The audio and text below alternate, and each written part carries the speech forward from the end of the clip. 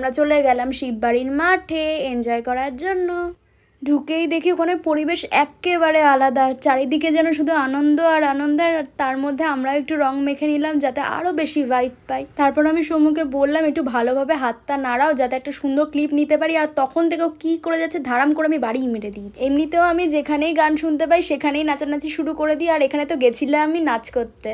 তারপর আমি দেখলাম আমার এই ছাপড়ি চশমাটা পরে আমাকে কিন্তু বেশ ভালোই লাগছে। সবাইকে আজকে শাড়ি পরে পাঞ্জাবি পরে কি যে সুন্দর লাগছিল, আমি কার থেকে কার দিকে চোখ ফেরাবো। আর এখানে স্টেজে একটার পর একটা অনুষ্ঠান হয়েই যাচ্ছিল, আর এখানে আমরা একটা রিলসের জন্য ফেক নাচছিলাম যেখানে কেউই নাচছিল না। এই মুহূর্তগুলো দেখেই তো আনন্দ লাগে, এর জন্য ভাবলাম থাক এটা আমার ব্লগে থেকেই যাক এই পার্টটা। তারপর 1-1.5 ঘন্টা গানের তালে তালে এত নেচেছি যে গলা শুকিয়ে কাঠ হয়ে গেছিলো।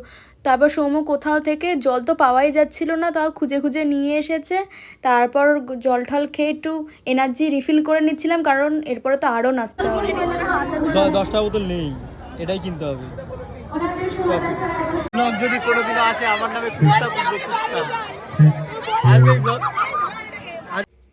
ঠিক আছে সৌম্য, তাহলে তুমি কুকুরটা খুঁজে রেখো, কার নাম সৌম্য দেবো। তারপর আমরা সবাই মাঠের মধ্যে বসে মরুদ্যানের জন্য ওয়েট করছিলাম যে কখন পটার গান শুরু হবে। এই বছর কিন্তু আমি প্রথমবার অশোকনগর অনলাইনের বসন্ত উৎসবে এসেছিলাম, আর আমি এইটুকু কথা দিতে পারি আমি সামনের বছরও যাবে, আমার এতটাই ভাল লেগেছে। তারপর কি আমাদের সকলের অপেক্ষার প্রতিকার ঘটিয়ে ফাইনালি মরুদ্যান পারফরমেন্স করতে উঠলো স্টেজে, আর ফাটিয়ে পারফর্ম করেছে। আমি তো সেই 1টা ঘন্টা প্রচণ্ড এনজয় করেছি, প্রচণ্ড আনন্দ পেয়েছি।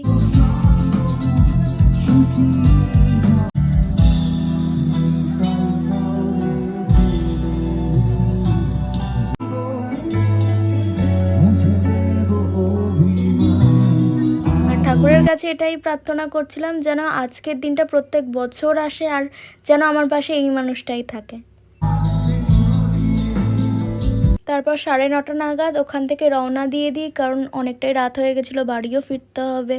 বাড়িতে তো বলে এসেছিলাম যে 8টার মধ্যে বাড়িতে ঢুকে যাবো, আর এই দিকে মনে হয় ঢুকতে 10টা তো বাজবেই। তারপর না আমি বাড়ি এসে ঘুমিয়ে পড়েছিলাম, আর ঘুম থেকে উঠে দেখি এখন ঘড়িতে বাজে 12টা 10, আর আমার প্রচণ্ড খিদে পেয়েছিল, রাত্রে না খেয়েই ঘুমিয়ে পড়েছিলাম। আর আজকে ডিনারে ছিল মাটন কষা, মাছ ভাজা আর ডালের পাতুরি। ব্যাস, তো এটা দিয়েই আজকের আমি ডিনারটা শেষ করলাম। আর আজকের আমার ফার্স্ট ব্লগ তোমাদের কেমন লাগলো সেটা কিন্তু অবশ্যই জানাবে। যদি আমার ব্লগটা ভালো লেগে থাকে আর আমি যদি বেঁচে থাকি আর কোনো রকম সমস্যায় না পড়ি, তাহলে এরকম ব্লগ প্রত্যেক দিন দেবো, আমি প্রমিস করলাম।